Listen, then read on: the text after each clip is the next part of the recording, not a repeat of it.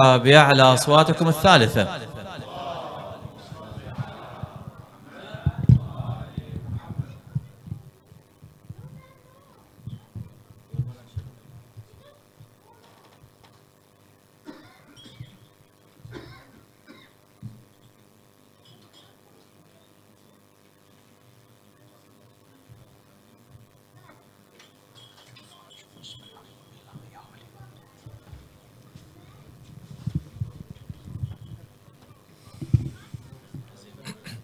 ممتاز، شكرا شكرا.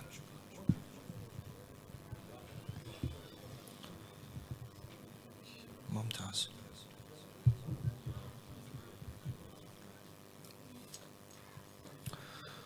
رحم الله من قرأ سورة المباركة الفاتحة.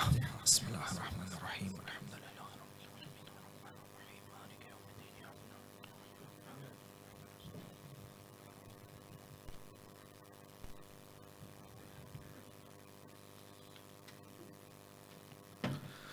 أعوذ بالله من الشيطان اللعين الرجيم. بسم الله الرحمن الرحيم. الحمد لله بارئ الخلائق الأجمعين باعث الأنبياء والمرسلين، ثم الصلاة والسلام على أشرف الأنبياء حبيب قلوبنا وشفيع ذنوبنا أبي القاسم محمد. اللهم صل على محمد وآل محمد. ثم الصلاة والسلام على أهل بيته الطيبين الطاهرين المعصومين المظلومين، لا سيما ولي الله الحجة ابن الحسن صاحب الأمر والزمان، روحي وأرواح العالمين له الفداء، ولعنة الله على أعدائهم أجمعين من الأولين والآخرين إلى قيام يوم الدين، آمين رب العالمين. أما بعد، قال رسول الله صلى الله عليه وآله وسلم: إن الله لا يغضب لغضب فاطمة ويرضى لرضاها. صدق النبي وآمنا به. نوروا مجالسكم بذكر محمد وآل محمد. اللهم صل على محمد وآل محمد.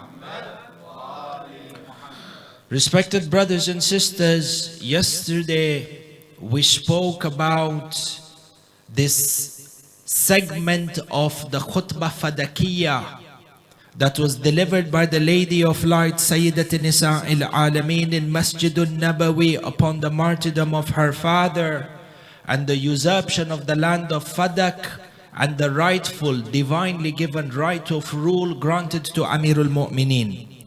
And within this khutbah fadakiyah, which is a summary of Islam in its entirety, it captures the essence of 23 years of Nabuwah and the struggle of Rasulullah captured within this one single sermon, and the importance for us to research and to study the khutbah fadakiyah delivered by Sayyidat Nisa al-Alameen. And the point that we were looking at is that in one part of her khutbah in her sermon, she begins to speak about the philosophy of some of the aspects of our religion. For she comes into one part of the khutbah and she says, فَجَعَلَ اللَّهُ الْإِيمَانَ تَطْهِيرًا لَكُم مِّنَ الشِّرْكِ وَالصَّلَاةَ تَنْزِيهًا لَكُم مِّنَ الْكِبْرِ. Allah Azza wa Jal has made the salat, has ordained upon us the institution of salat in order to purify us from arrogance, kibr, takabbur. And yesterday we looked at the different categories of takabbur from the Quran. Takabbur against the law of Allah Azza wa Jal, arrogance towards Allah, arrogance towards the Anbiya, and arrogance towards Ahlul Bayt. If we understand this and we move forward, having understood and having had a brief synopsis of what takabbur entails from within the Quran, we move forward and we try to make the rabita. What is the connection between salat and takabbur? Removal or freeing the heart from arrogance. What is the connection of this with salat? Inshallah, this is the goal that we want to get to. However, before this, we have a number of muqaddimat. We have a number of prerequisites or a number of introductions that must be made. Number one, understanding the importance of salat in itself. If you were to look through the Quran, you would find that Allah Azza wa Jal within the Holy Quran commands us at least a minimum of 12 times to uphold the salat. Within this, there is ta'ammul and there is tadabbur. Many times within the Quran you will find Allah subhanahu wa ta'ala says, وَأَقِيمُوا الصَّلَاةِ وَآتُوا الزَّكَاةِ. You find over here, Bain al-Qawsain, between brackets, that this phrase, this ibara, وَآتُوا الزَّكَاةِ. Zakat over here, the word zakat is not a reference to the zakat which we see within the books of fiqh. Yani within the Risala Amaliya, zakat on, for example, silver and gold and the number of animals. La. This is a definition which is khas. However, when you come and you look at the istilah of the definition of the word zakat within the Quran, zakat in its general sense, which means spending in the way of Allah subhanahu wa ta'ala. And this includes sadaqat. This includes the zakat which we read within the Risala Amaliya in terms of its istilaha fiqhiyya. In addition to this, it has or it encompasses khums as well. In this it encourages or encompasses charity, that which is obligatory and that which is mustahab. For you find that the issue of khums, giving 1/5 of the profits that are earned or 1/5 of that which is access in terms of our savings, is a concept which is firmly found and rooted within the Quran even before the hadith. And you find many times one of the first things that the Ahli Saqifa did is that they prohibited the deliverance and the collection of khums for Amir al-Mu'mineen and Sayyidat Nisa al-Alameen. One of the first attacks that was made by Ahl al-Saqifa towards Ahlul Bayt was to prohibit the institution of khums. Why? Because they saw that this khums was a source of funding that could be used by Ahlul Bayt in order to rally and gather the masses and stand up in arms against them. You find this is one of the complaints of Amirul Mu'mineen alayhi salam. Khasatan when you refer back to Dua Sanamay al-Quraysh. You see, Dua Sanamay al-Quraysh is a dua Sheikh Murtada al-Ansari rahmatullah alayh, one of our grand maraja in Ghaybat al-Kubra, buried in Najaf al-Ashraf at the gates of the shrine of Amir al-Mu'mineen alayhi salam. He makes a comment on Dua Sanamay Quraysh, and within the history of Dua Sanamay Quraysh, this is a dua that Amir al-Mu'mineen used to recite during Salatul Layl. And this dua is actually a complaint of Amir al-Mu'mineen, where he is complaining to Allah Azza wa Jal on the tragedies that was committed. And from part of these tragedies, he says, wa khumsin mana'u, that khums, which that right of ours which they stole from us. For in any case, you find within the Quran, we come back to our topic, the Quran, Allah Azza wa Jal in numerous places, at least 12 times mentions in the Quran, wa aqimus salat, and establish the salat. Again, quickly, Bain al-Qawsain, there is a difference between ada'us salat and iqamatus salat.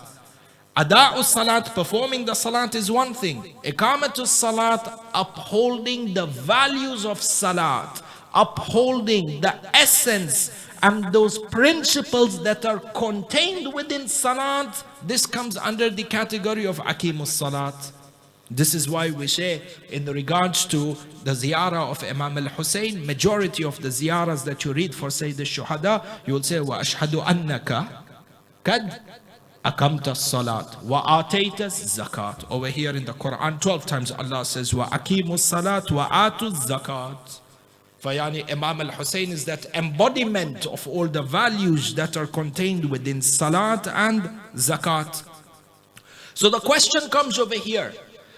Why is it that Allah subhanahu wa ta'ala repeats the command for upholding Salat 12 times? Why this tikrar? Yani, if an amr, if a command comes from the Mawla even once, the wujub of carrying out that command should already be understood. If your master or if the master commands the slave to perform an act once, it should be sufficient in terms of executing that command, in terms of performing that command.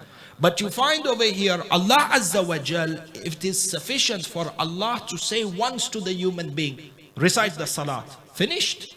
This is amr tasdur min Allah Azza wa Jal. For the wujub is understood. Why the tikrar? There's a falsafa behind the tikrar. The tikrar or the repetition over here indicates or signifies the importance of the act of salat in itself. Multiplicity in a single command announced multiple times indicates the importance of that command in itself. Tayyib. How do we understand? This is from one direction. Again, what is so important within the salat? What does salat reflect such that 12 times the Mawla commands us towards it? What is this goal of this salat? You and I, when we recite salat on a daily basis, what is the purpose of this salat? We're supposed to achieve something from this salat. You find that this importance is pointed out within the Quran. Again, if you were to refer back to within the Quran, Surah Ankabut, verse number 45, Allah Azza wa Jal says, Bismillahir Rahmanir Rahim, وَاتْلُوا مَا أُوحِيَ إِلَيْكَ مِنَ الْكِتَابِ. He's talking to Rasulullah. And recite to them that which has been revealed unto you from the book. وَأَقِمِ الصَّلَاةِ. Establish the salat. Why? إِنَّ الصَّلَاةَ تَنْهَى عَنِ الْفَحْشَاءِ وَالْمُنْكَرِ وَلَذِكْرِ اللَّهِ أَكْبَرُ وَاللَّهُ يَعْلَمُ مَا تَصْنَعُونَ. Establish the salat. Why? إِنَّ الصَّلَاةَ تَنْهَى عَنِ الْفَحْشَاءِ وَالْمُنْكَرِ. The reason that the salat has been established and made mandatory, obligatory upon us, the reason why salat is wajib, because this recitation of salat then protects us and prevents us from performing sin. See, and I say this to myself and I say this to my younger brothers and sisters. Committing a sin, performing an act which is haram, wal'ayadu billah. The sin is driven by temptation. A person wants to, wal'ayadu billah, look at something that is haram, or engage in an act that is haram. What drives him towards this? Temptation. You could say the whispering of shaitan, for example, in the ear.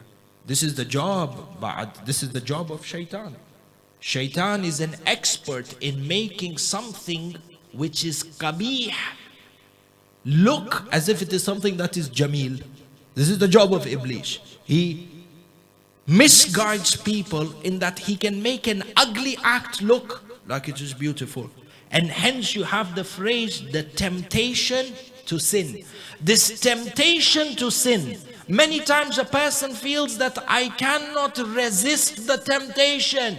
even though I know performing a certain act is haram, or performing a certain act is wrong, or I know, for example, to leave certain actions that are wajib is wrong, but the temptation to commit sin is so strong. Sometimes a person feels that I just do not have enough willpower to hold back. Salat helps you build the resolution and the determination and the willpower to refrain against sin.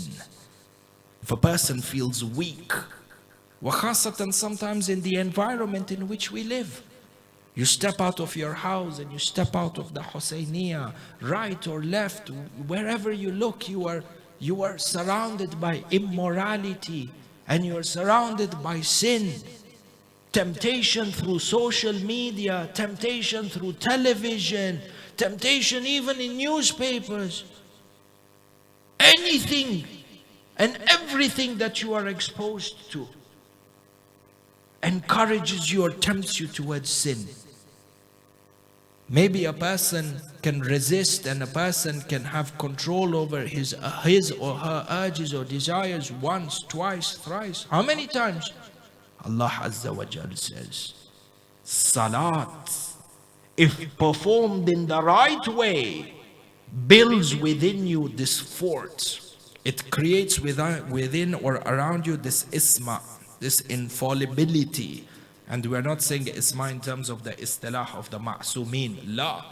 You have a sense of power and determination that allows you to resist temptation. This inner strength, this inner power, it comes as a result of a person upholding his salat. Allah Azza wa Jal says this within the Quran. Tayyib. A person can say, but I recite salat 5 times a day and I perhaps even recite salat which is mustahab. But I'm not able to stop myself from committing sin. The first and most important step in strengthening the salat. So the idea is that the more you strengthen your salat, the more stronger your resolve and your determination to not sin. The stronger your salat, the weaker the temptation to sin. These go hand in hand. Inna salata tanha anil fahsha'i wal munkar. The more the salat is stronger, the weaker your temptation becomes, until there is no temptation. How do we strengthen our salat? And you see, these are all gems of ma'rifah and knowledge that you are able to extract from this one sentence of this khutbah of Sayyidat Nisa al-Alameen. The first and most important thing, shabab, when it comes to salat, salat of ma'rifah, understand the translation. Number one, understand the translation of everything that you are reciting inside of salat. From takbiratul ihram until your final salam. Suratul Hamd. What is the translation of Suratul Hamd? You need to memorize that. You need to study that.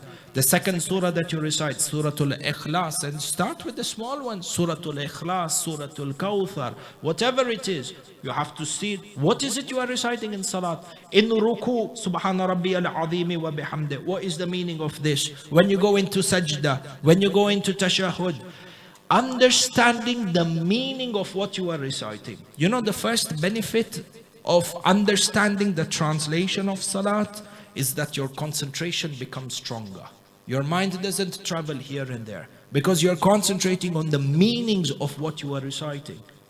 And the first step, وَخَاصَةً Suratul Hamd, as soon as you understand the translation and you have memorized the translation of Suratul Hamd, then you go into the tafsir of Suratul Hamd. Because as you are reciting these words in Arabic, what is happening is your mind is going through the translation and then into the tafsir. There is no majal for your mind to go right and left. Have you seen sometimes people back at least from where I come from, they used to make a joke They used to say, if you have forgotten where your keys are, recite salat. We used to say, why? He says, because when you recite the salat, you will remember where you lost your keys. Yani, in salat, your mind goes everywhere. And you will see majority of the people, if you have forgotten something, you will remember it during salat. It's during salat, the person is thinking about his bank account. The person is thinking about his assignment. The person is thinking about what is going to be ready for dinner. Person thinks about everything in the dunya during salat except Allah. Sahih Lola? This is shaitan coming forward to distract. How does a person keep his attention span? Translation, Hamd Tafsir. And you think about this. Within salat, if you understand what you are reciting, not only will you enjoy the salat, your concentration is stronger, but you see the result of performing the salat within the actions in your daily lives. Inna salata tanha adil fahsha'i wal munkar. Tayyib. If we understand that salat as an institution is that one basis and strong institution that protects us from committing sins, you come forward to this statement of Sayyidat Nisa al-Alameen. وَجَعَلَ اللَّهُ الْإِيمَانَ تَطْهِيرًا لَكُم مِّنَ الشِّرْكِ وَالصَّلَاةَ تَنْزِيحًا لَكُم مِّنَ الْكِبْرِ. Salat purifies you of kibr. Salat purifies you of takabbur. How? The connection between salat and takabbur comes over here after having understood the importance of salat in general. There are many aspects of salat which, if performed with ma'rifah, cleanses a person from takabbur. One of these parts of salat, which is a rukn of salat, is the two sajdas. The sajdatan in salat is a rukn from the arkan salat. If a person omits on purpose two sajdas within one rak'ah, this is salat batil?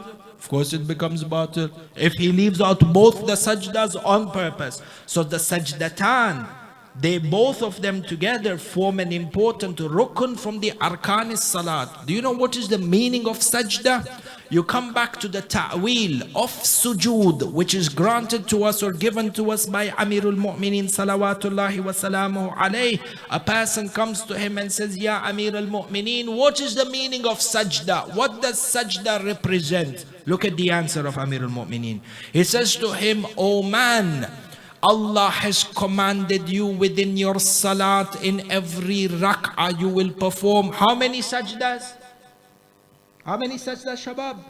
Two sajdas. Ahsant. In every rak'ah, two sajdas.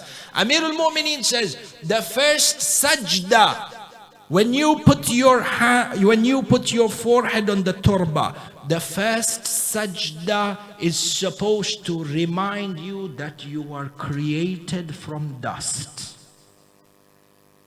When you complete the first sajda, what do? You sit. You say Allahu Akbar and you sit. Sah? Amirul Mu'mineen says, when you sit down, this is supposed to remind you, just like the way you raised your head from sajda, it is supposed to remind you that Allah has created you from dust. When you have sat down and you have said Allahu Akbar, and then you go back into the second sajda, the second sajda, Amirul Mu'mineen says, is supposed to remind you that you are going to go back to this dust. And each person is going to enter back into the grave. And then you sit up from the second sajda. But when you sit up from the second sajda, what is the next thing you say if you're waking up for the next, if you're standing up for the next rak'ah? Bihawlillahi wa quwwatihi akumu wa aq'ud. Look at Amir al-Mu'mineen.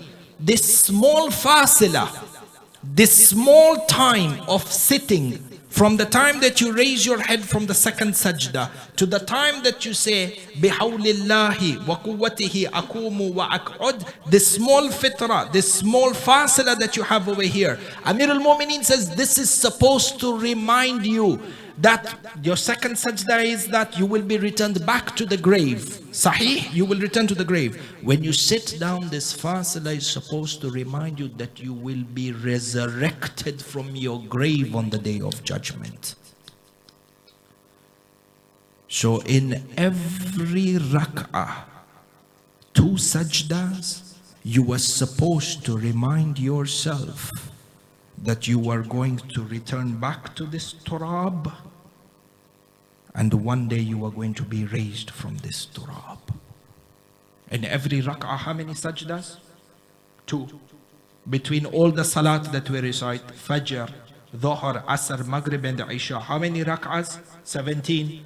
And in every rak'ah, 2 sajdas. 17 times 2 is how much? 34. 34 times a day through salat, a person is supposed to remind himself that I have been created from this turba and I am going to return back to this turba. If I am created from dust and I am going to be buried in dust and will be resurrected from dust, the human being has no reason to be arrogant in life. Never be proud. End result is we are all going down and we are all going to be raised from this. Salat with ma'rifah. Salat in the madrasa of Amir al-Mu'mineen. How many times, and I say this for myself, when I finish my second sajda, straight away I lift my head up and without thinking, as quick as possible, I want to stand up and say, Bihawlillahi wa quwwatihi akumu wa aq'ud. Allah. This time between the time you raise your head in sajda and you wake up for the second or third rak'ah or the fourth rak'ah, whatever. Think that Yawmul Qiyamah, I am accountable for every action. And when a person begins to recite salat in this manner, he sees that there is a change in his attitude, a change in his behavior, a change in his characteristic. And this is what is matloob. Sallu ala Muhammad wa ali Muhammad.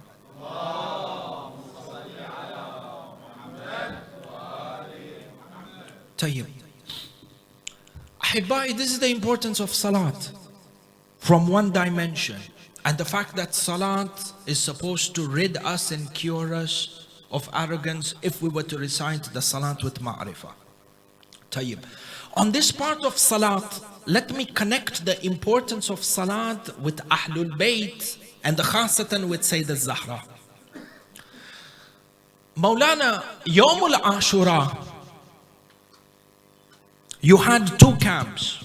You had the camp of Sayyid al-Shuhada, Imam Al-Hassan, and on the other side, you had the camp of Yazid, Al-La'in, under the command of Umar ibn Sa'ad. Tadrun Yawmul Ashura, both the people recited salat.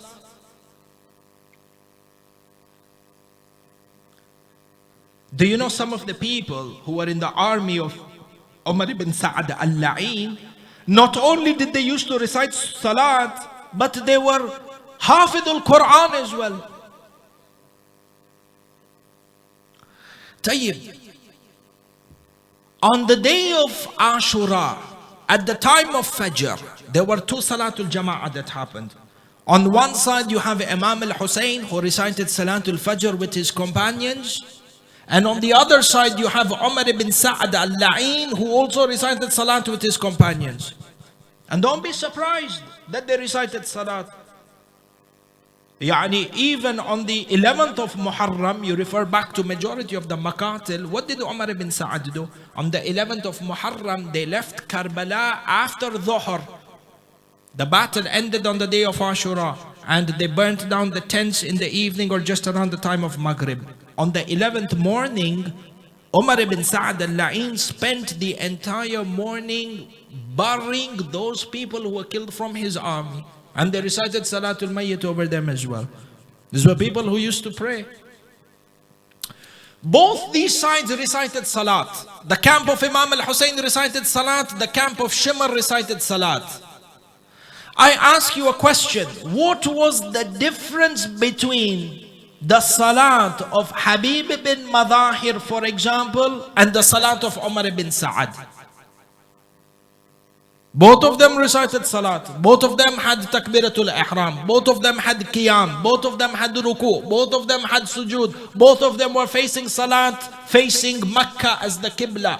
But one with his salat went to Nar Jahannam wa bi'sa al-masir. And the other one with his salat went to the highest level of Jannah. What was the difference in their salat? They prayed to the same God. They recited the same Quran. They believed in the same Nabi. Yet one went to Jahannam and when one went to Jannah. What was the difference in the salat? The difference between the salat of this group and the salat of that group was their wilaya and their belief in Muhammad wa ali Muhammad. Allahumma salli ala Muhammad wa ala Muhammad. Wilaya of Al Muhammad is the basis of the acceptability of everything within our deen, including salat. Your affiliation to Ahlul Bayt determines whether your salat is valid or not. You find even in the adab of salat. Let me read for you the importance of this wilaya and this love of Ahlul Bayt that you have in your heart. Do not undermine this. When you refer back, for example, Wasa'il al-Shi'a, Masdar from the Masadir Shi'iyya, no two people will come and dispute in regards to the authenticity of this. Wasa'il al-Shi'a we have from within the adab and the akhlaq of salat. Do you see, salat also has muqaddimat.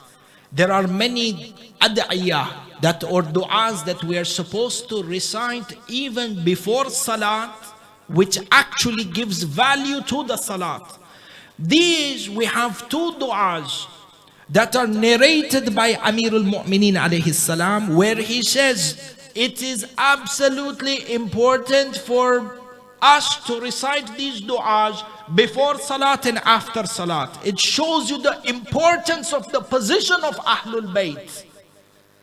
Look at this dua narrated by Amir al-Mu'mineen. This is a dua which is supposed to be recited before takbiratul ihram, yani qabla iftitah as-salat, because the takbiratul ihram denotes iftitah as-salat, the beginning of salat. Amir al-Mu'mineen says, before you begin to say your takbir, recite the following dua. Look at what this dua says. Bismillahir Rahmanir Rahim. Allahumma inni atawajjahu ilayka bi Muhammad wa ali Muhammad. Allahumma salli ala Muhammad wa ali Muhammad. Baba, you're on the musalla. You're facing Qibla. You're getting ready for Takbiratul Ihram. Amir al-Mu'mineen says, at this point, this salat which is supposed to denote Tawheed, you're praying to Allah Azza wa Jal. But at this point he says, say, Ya Allah, that I am facing you by the sake of Muhammad wa ali Muhammad. Look at these words. وَأُقَدِّمُهُمْ بَيْنَ يَدَيْ صَلَاتِي. Allah, I am presenting my salat to you by addressing them first. وَأَتَكَرَّبُ بِهِمْ إِلَيْكَ. This is in your salat. Ya Allah, I'm reciting this salat to you, but I can only get proximity towards you by who? Through the Ahlul Bayt. فَاجْعَلْنِي بِهِمْ وَجِيهًا فِي الدُّنْيَا وَالْآخِرَةِ وَمِنَ الْمُقَرَّبِينَ. Look at the way you're talking to Allah. This shows you the importance of your love for Ahlul Bayt within the institution of Salat. مَنَنْتَ عَلَيِّ بِمَعْرِفَتِهِمْ. معرفة منه أهل البيت محمد وآل محمد. مننت علي بمعرفتهم. This is a dua. فاختم لي بطاعتهم ومعرفتهم وولايتهم. This is the final dua you are supposed to do. Ya Allah, you have blessed me with the ma'rifah of Ali Muhammad. For make sure that my end Yani you end this ma'rifah, my life, I live my life with obedience towards them, and I submit to their authority. And then you do takbiratul ihram. Yani the bab to tawheed, the entrance to tawheed is Muhammad and Ali Muhammad. Allahumma salli ala Muhammad wa ali Muhammad. And ba'ad, this is before your takbiratul ihram. Once your salat is finished and you say assalamu alaikum wa rahmatullahi wa barakatuh, Amirul Mu'mineen says as soon as you finish your salat, you should say Allahumma ij'alni ma'a Muhammadin wa ali Muhammad fi kulli afiyatin wa bala. Waj'alni ma'a Muhammadin wa ali Muhammad fi kulli mathwa wa munqalab.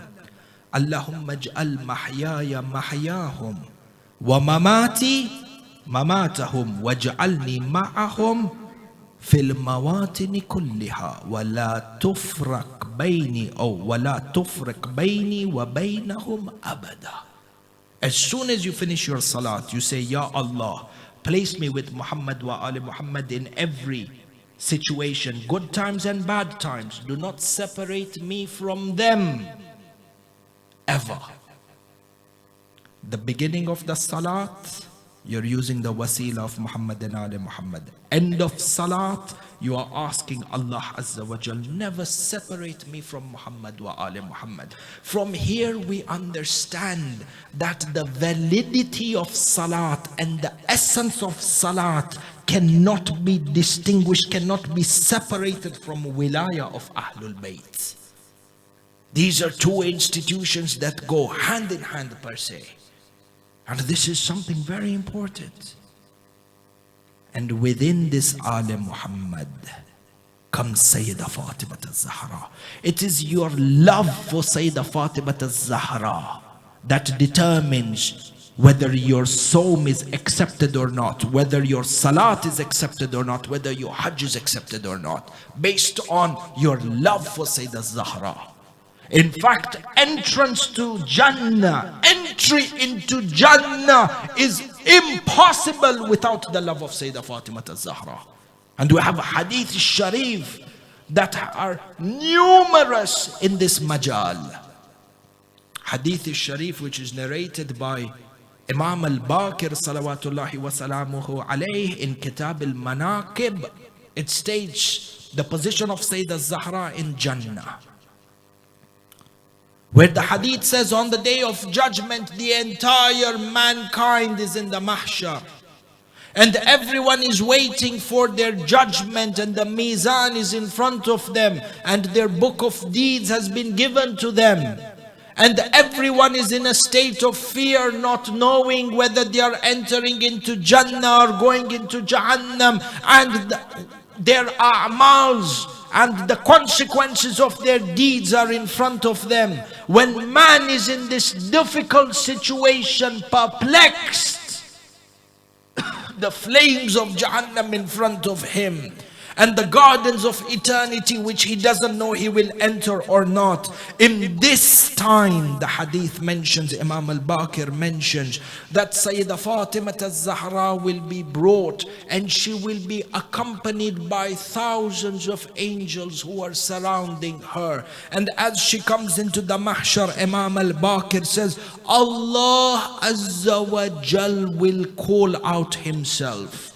Allah Azza wa Jal himself will call out himself, Ya Ahl al-Jam', yani all the people who are within the mahshar, Ya Ahl al-Jam', ta'ta'u ru'usakum wa aqdhu absarakum fa inna hadhihi Fatima bint Muhammad sallallahu alayhi wa alihi wa sallam. Allahumma salli ala Muhammad wa ali Muhammad. O people of the mahshar, lower your heads and lower your gaze, for indeed this is Fatima, the daughter of Rasulullah, who is entering into Jannah. The hadith mentions that everyone in the realm of creation, everyone in the realm of existence will lower their head out of respect for Sayyidat Nisa'il Alameen. She will get towards the door of Jannah and then she will look back. So Allah Azza wa Jal will say to Sayyidah Fatima al-Zahra, Ya bint Habibi, ma iltifatuki wa kad amartu biki ila jannati. Why do you turn back? Why are you looking back when I have commanded you and allowed you to enter it, commanded you to enter into Jannah? The hadith says she will turn around and she will say, Ya Rabbi, ahbabtu an yu'raf qadri fi mithli hadha al-yawm. Ya Allah, I wish, oh my Lord, I wish that on this day for people to recognize my worth. I want people to understand on this day who I am. Hadith al-Sharif says, Allah Azza wa Jal will then say to Fatima, go back to the mahshar, and anyone who has love for you or has love for any one of your children, intercede for them and bring them back into Jannah. Sallu ala Muhammad wa ali Muhammad.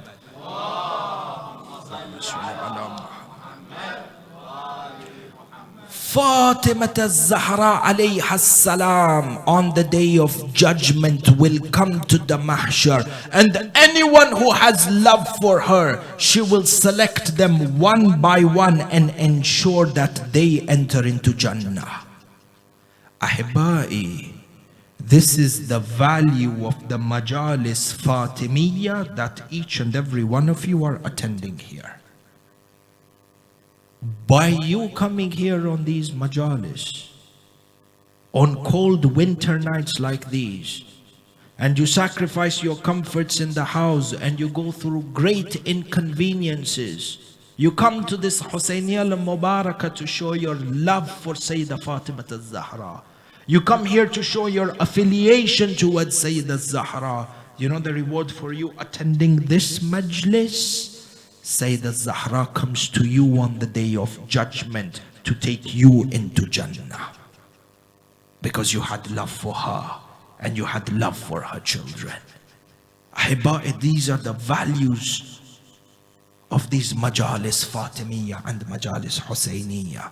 For congratulations to each and every one of you. And we hope that it is because of lectures and commemorations like these that we seek the intercession of Sayyidat Nisa al-Alameen, inshallah.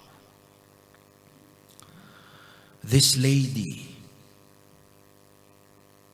who says, Ahbabtu an yu'raf qadri fi mithli hadha al-yawm. This is that Sayyidah Fatima al-Zahra whose value was never understood while she was in the dunya. The people never appreciated her. The people never respected her for what she deserved. And how did this ummah treat Sayyidah Fatima al-Zahra upon the martyrdom of her father? And to end these 2 nights of majalis, Ahibai, I want to take your hearts back to Medina, and I want to narrate to you the manner in which the house of Sayyidah Fatima al-Zahra was burnt.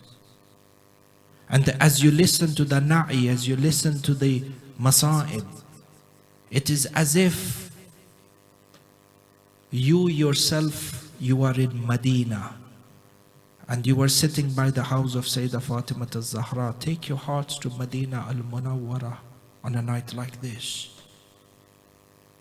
And as you listen to the recitation of the tragedy, imagine yourself sitting outside the house or by the house of Sayyidah Zahra, and you were watching all these tragedies unfold in front of you.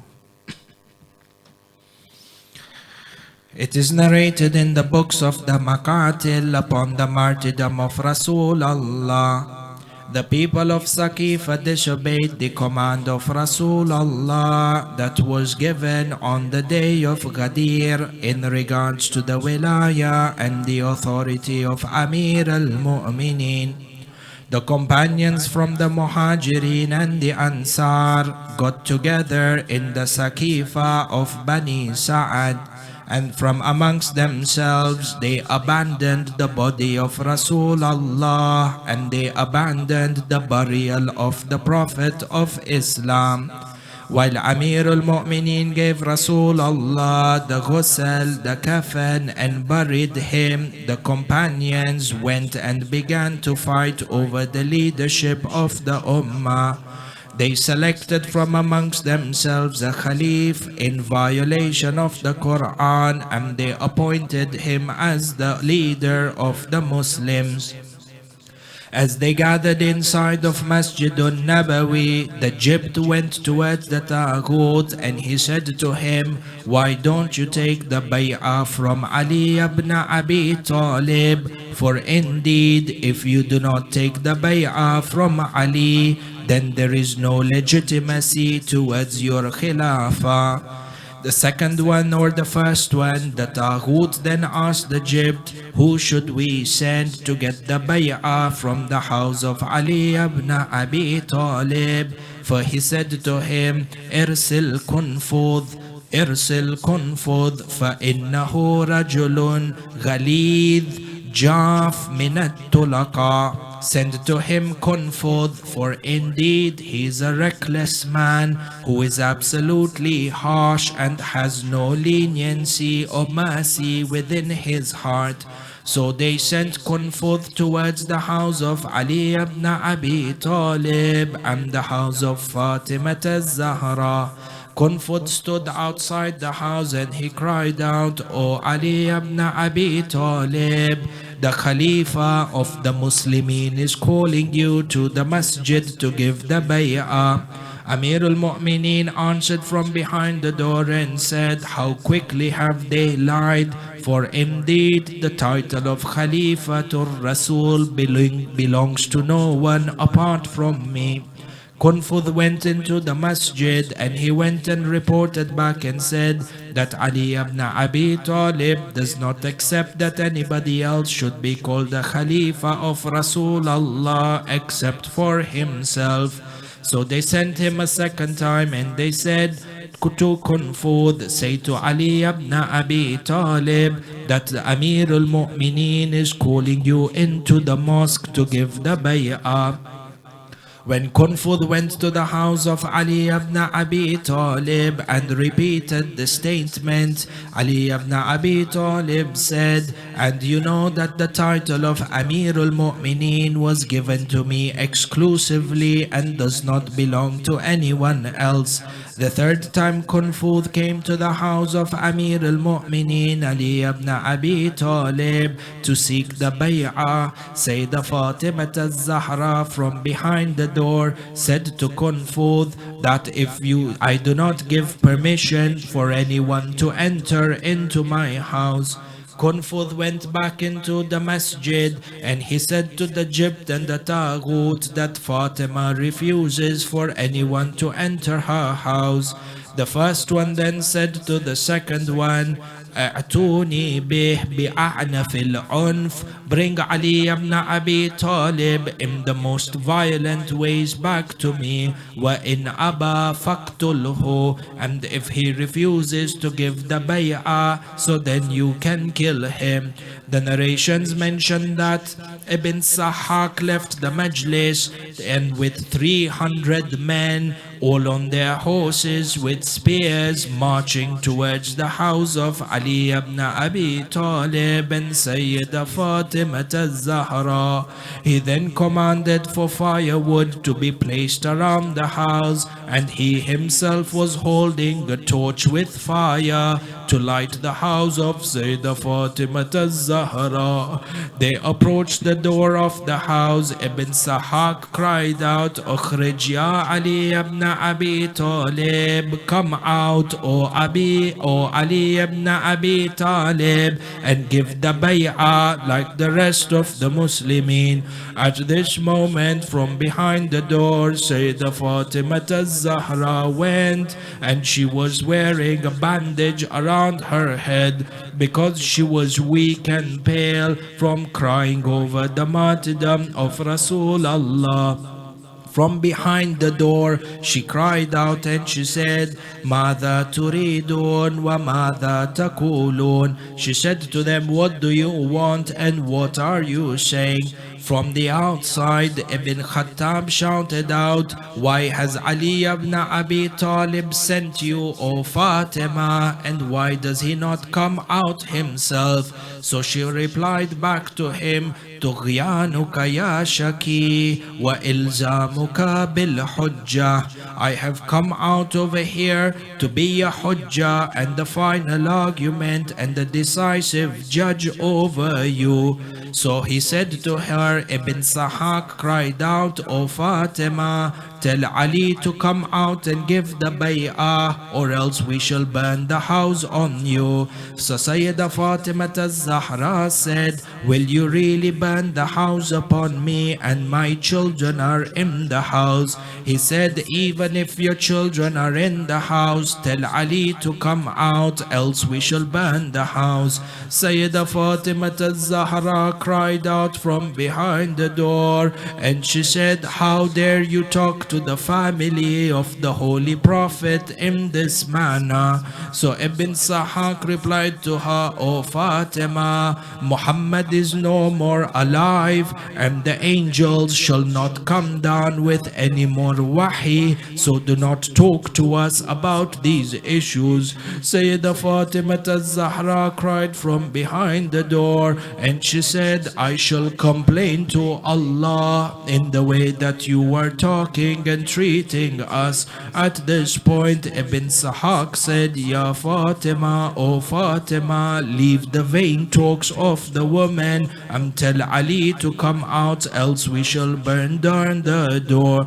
At this moment, Ibn Khattab lit the door of Fatima on fire. As the door of Fatima was burning, Sayyidah Zahra says, the flames began to creep through the door and the dark smoke began to engulf the house. I began to choke from the smoke of the burning door. At this moment, the narration mentions that the Taghut kicked open the door of the house and he crushed Fatima between the door and the wall. فَعَصَّرُوحَا بَيْنَ الْبَابِ وَالْجِدَارِ. They crushed her between the door and the wall. The narrations mention that there was a nail that was protruding from the door. When they kicked open the door, the nail punctured the lungs of Sayyidah Fatima al-Zahra. She fell down to the ground. The narrations mention that the Taghut then came in and he slapped Fatima across the face, bruising her eye and breaking her earring. She cried out with grief, Wa Muhammadah. At this moment, Khalid ibn Walid entered the house and he hit Sayyidah Zahra with a sword on her back. Mughira ibn Shu'bah came in and he hit Sayyidah Fatima al-Zahra with his sword. At this moment, the narration mentions she cried out, and then Ibn Sahak came. فَرَفَسَحَا بِرِجْلِهِ. He kicked her in the stomach for a second time, and Muhsin became shaheed. She cried out, Ya Fidda Sanididi, O Fidda, come and help me, for indeed Muhsin has become shaheed. The unborn baby whom she was expecting was martyred as a result of the atrocities and the assaults on her. Inna lillahi wa inna ilayhi raji'un, wa la hawla wa la quwwata illa billah. The daughter of Rasulullah, the rose and the fragrance of the Prophet has been crushed in a merciless way. اللهم إنا نسألك باسمك الأعظم يا الله يا الله يا الله يا الله يا الله. We call upon Allah by His great names and by the sake of Sayyidah Fatima al-Zahra, by the sake of Zahra. Allahumma ajjil li waliyina al-faraj. By the sake of Zahra, Ya Allah, hasten the reappearance of Imam Al-Hujjah. By the sake of Sayyidah Fatima al-Zahra, Ya Allah, on this night forgive us all our sins. By the sake of Sayyidah Fatima al-Zahra, Ya Allah, inspire us to be compliant within following the tenets of your religion. By the sake of Sayyidah Fatima al-Zahra, Ya Allah, protect all our rightful marajah.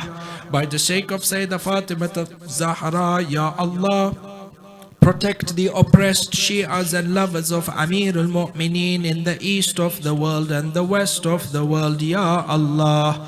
By the sake of Sayyidah Fatima al-Zahra, all those mu'mineen and mu'minat who are not in the best of health, Ya Allah, you grant them shafa'ah in the fastest of times, Ya Allah. By the sake of Sayyidah Fatima al-Zahra, mu'mineen and mu'minat who have come and attended tonight's majlis, those of us who are following the majlis through the bith, Ya Allah, do not anybody leave except that you have fulfilled all their hajat and protected them from every type of su and bala, Ya Allah. By the sake of Sayyidah Fatima al-Zahra, marhumin and marhumat, mu'mineen, mu'minat who have passed away, you make their graves into a garden from the gardens of Jannah. وآخر الدعوانا أن الحمد لله رب العالمين. يقول الله تعالى في كتابه الحكيم: إن الله وملائكته يصلون على النبي يا أيها الذين آمنوا صلوا عليه وسلموا تسليما.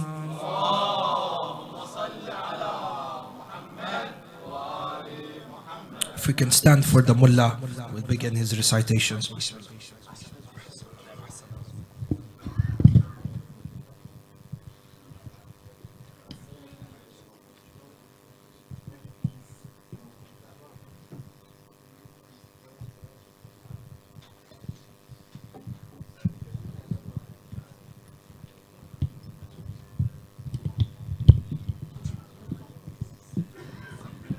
أفلح من صلى على محمد وآل محمد.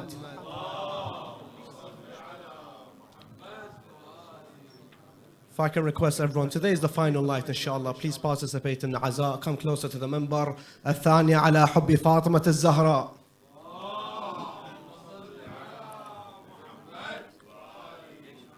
الثالثة على حب الحسن والحسين بأعلى أصواتكم.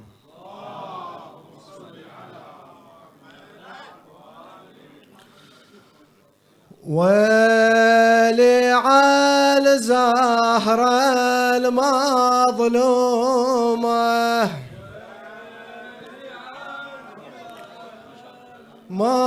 مظلومة، ويلي على زهرة المظلومة.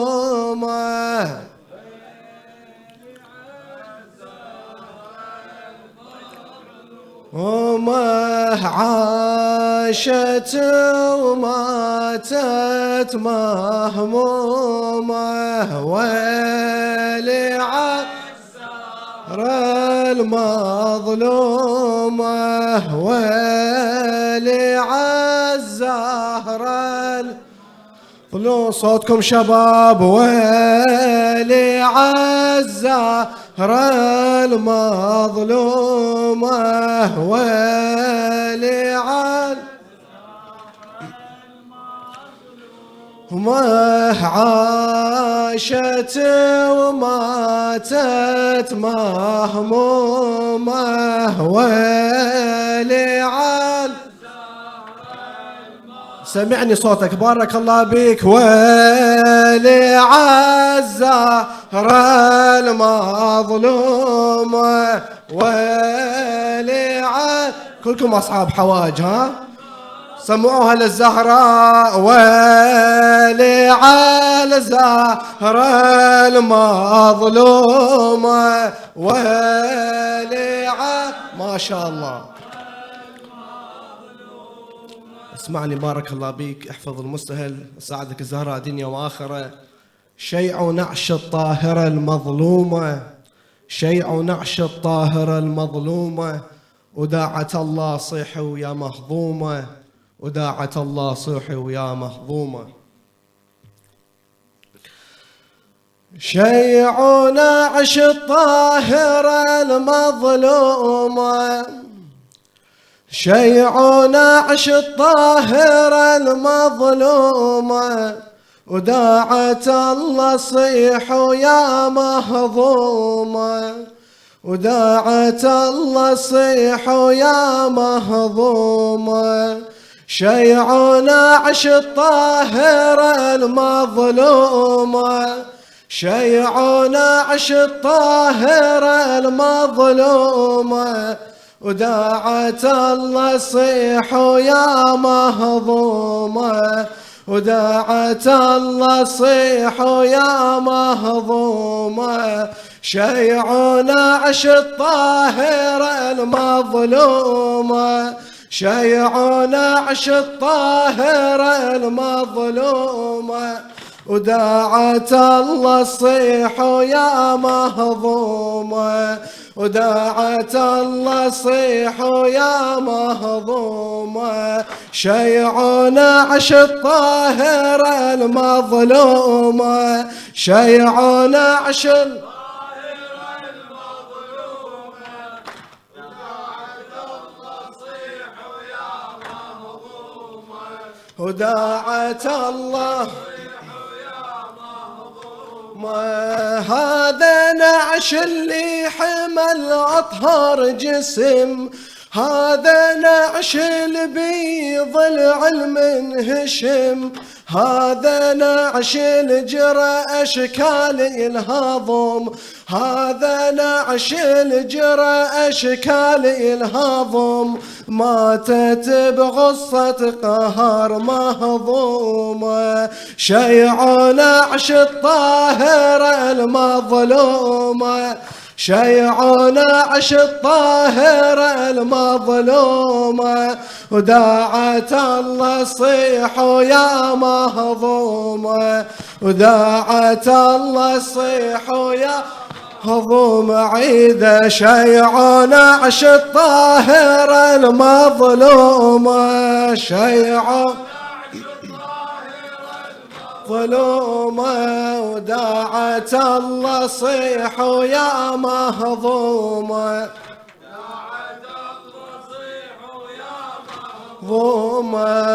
in the night's darkness I see a coffin, but against the night I see it glisten.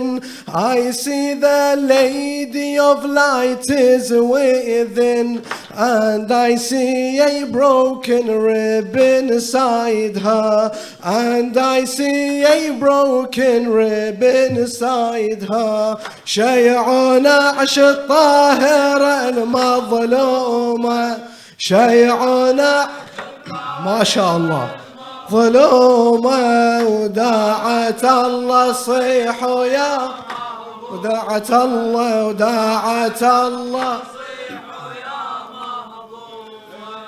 هذا نعش الحمل روح المرتضى، هذا نعش البيض ضلوع مرضرضة، هذا نعش ام الحسن يا رافضة، هذا نعش ام الحسن يا رافضة، عليها جفن الهادي تجري دمومه، عليها جفن الهادي تجري دمومه. شيع نعش الطاهرة المظلومة، شيع نعش الطاهرة المظلومة، وداعة الله صيح يا مهضومة، وداعة الله صيح يا مهضومة. شيع نعش الطاهرة مظلومة شيعنا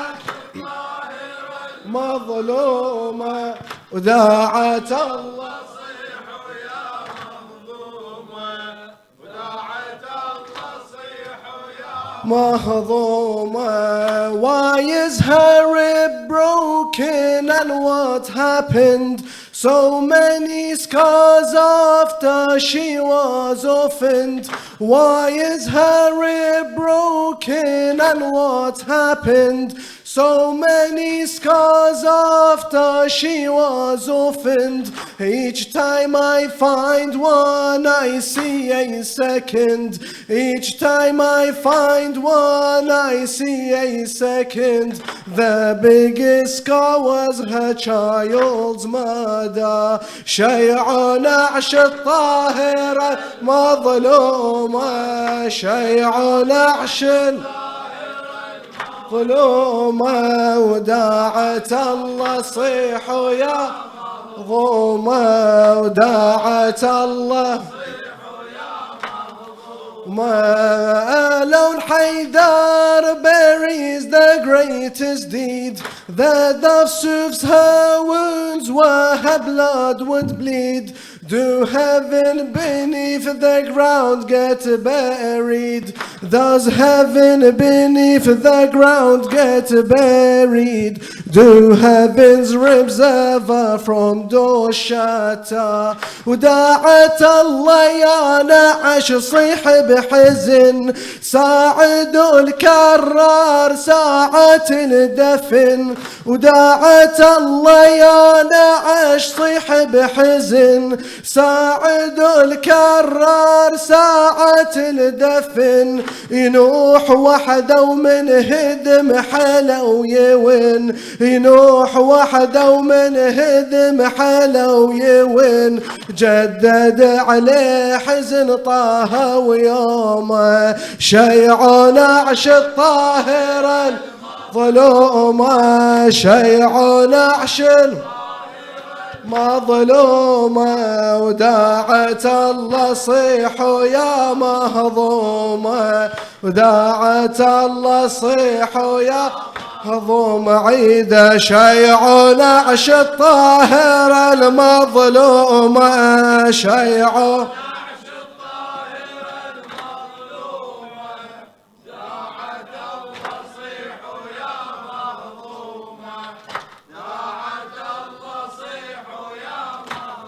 وما بالله يا شيال نعش الطاهرة على هونك من تسير على الثرى.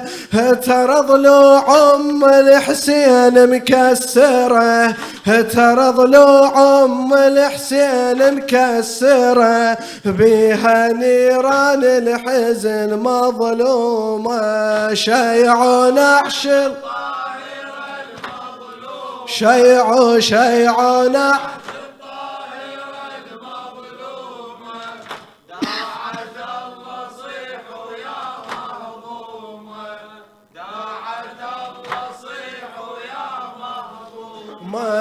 Bleeding from my chest, what a tragedy. Have they no justice, no humanity? Why did they take Muhsin away from me? Why did they take Muhsin away from me? What did I do for them to kill me? شيعنا طاهر المظلومة شيعنا ما شاء الله لومة وداعت الله صيحوا يا داعت الله وداعت الله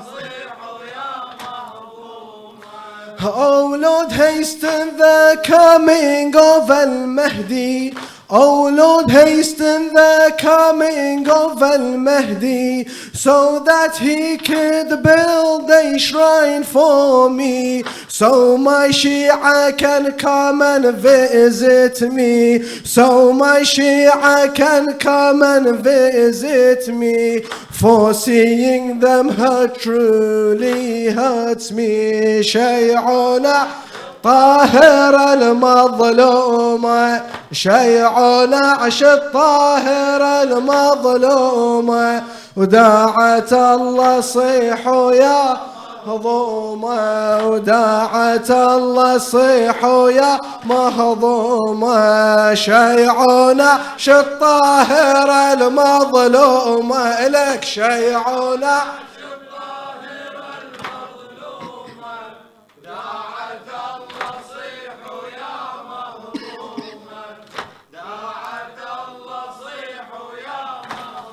وما وصوا حيدر من ينزلها القبور، لا يوسدها على خد المنسطر، وصوا حيدر من ينزلها القبور، لا يوسدها على خد المنسطر، بدلايل كم ضلعها المنكسر، بدلايل كم ضلعها المنكسر، وداعت الله صيحوا يا مهضومة، شيع نعش شيع نعش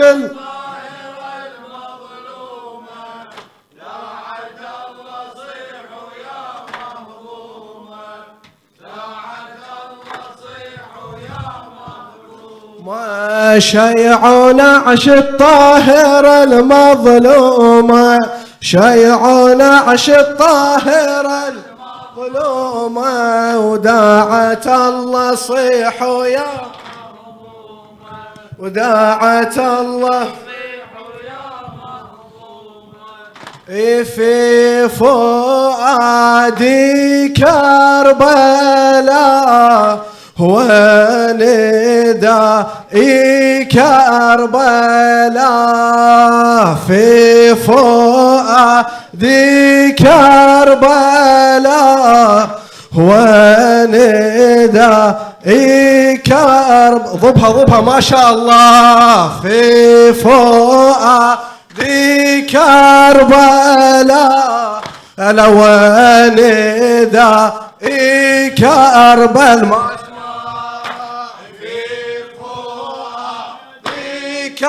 كربلاء، هلا ونداء كربلاء، أريد أناشد يا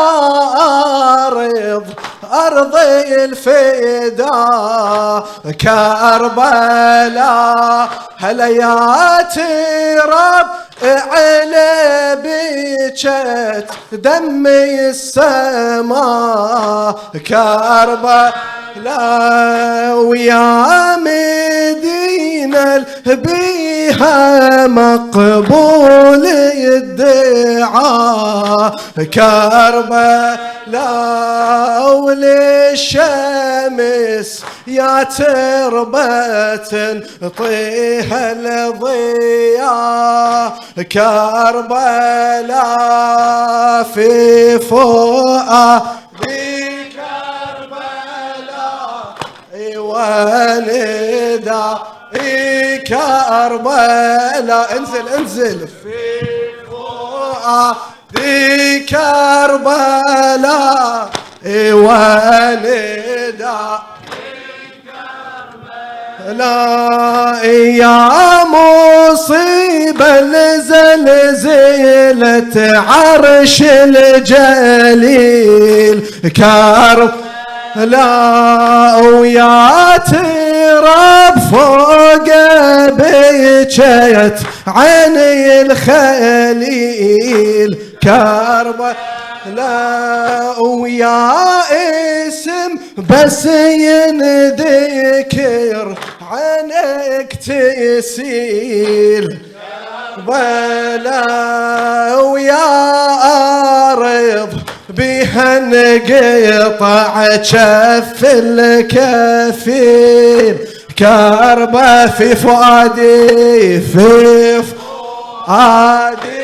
كربلاء، وندائي كربة، في فؤادي كربلاء، وندائي ويا وطن بي من دفن ثار الإله، ويا مكان الجنة تتباء بثراه، ويا بلد بقدم حسين الفدا، وزينب يا ديره صاحت واخا، ويا ديره زينب صاحت واخا، في فؤادي كرب وندائه وندى. وصل صوتك إلى كربلاء. في فؤادي كرب، ما شاء الله، هلا وندى. في فؤادي كربلاء،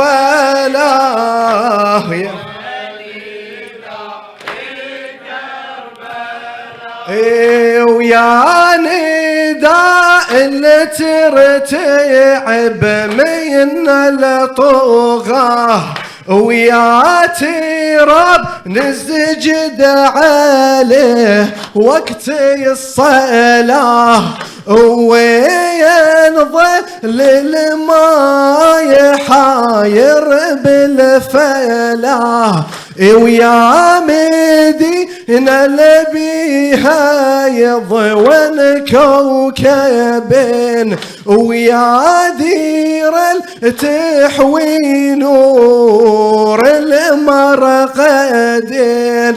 هلا وين ابو الاكبر ومقطوع اليدين، هلا وين ابو الاكبر ومقطوع اليدين، وين عابس نادى جنن الحسين، هلا وين عابس نادى جنن الحسين. أبد والله يا زهراء ما ننسى حسينا، أبد والله يا زهراء ما ننسى حسينا، أبد والله يا زهراء